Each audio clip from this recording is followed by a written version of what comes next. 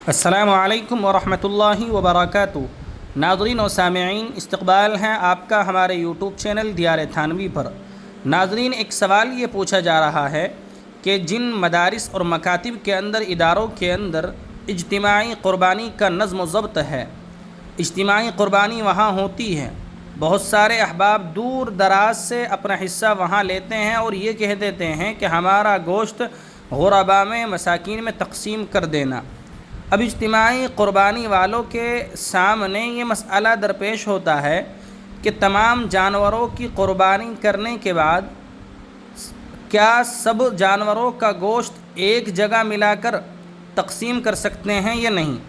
یہ اسی طریقے سے اس کی ایک صورت یہ بن سکتی ہے کہ جہاں اجتماعی قربانی کا نظم ہے، وہاں کوئی جانور ایسا ہے کہ جس میں 3 حصے تو وہ ہیں جو سارے کے سارے غرباء میں تقسیم ہونے ہیں، اور 4 حصے وہ ہیں جو علاقائی آدمی کے حصے ہیں جن کو گوشت بھی درکار ہے، اور کچھ گوشت وہ اپنا تقسیم کرنا چاہتے ہیں۔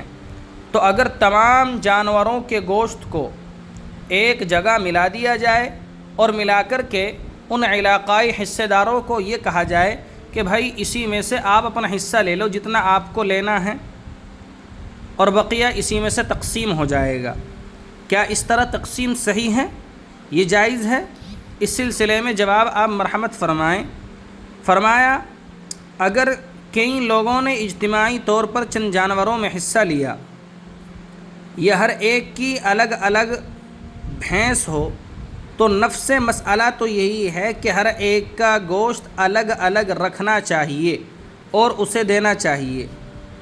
لیکن اگر غفلت یا کسی اور وجہ اور مجبوری کی بنا پر سارا کا سارا گوشت خلط ملط کر دیا گیا یا ہو گیا ہو، اور اب ہر بھینس کے شرکاء کے لیے ان کے جانور اور گوشت کی تعیین کرنا ممکن نہ ہو، تو انہیں ان کے حصوں کے اعتبار سے وہ گوشت تقسیم کر کے دیا جا سکتا ہے۔ اس طرح کی بات علماء نے لکھی ہے۔ اللہ تبارک و تعالی ہمیں کہنے سے زیادہ عمل کی توفیق عطا فرمائے اور شریعت کے ایک ایک نقطے پر عمل کرنے کی توفیق عطا فرمائے۔ اسی طرح کی علمی ویڈیو سننے کے لیے آپ ہمارے چینل دیار تھانوی کو سبسکرائب ضرور کریں۔ شکریہ، جزاکم اللہ خیرا و احسن الجزاء۔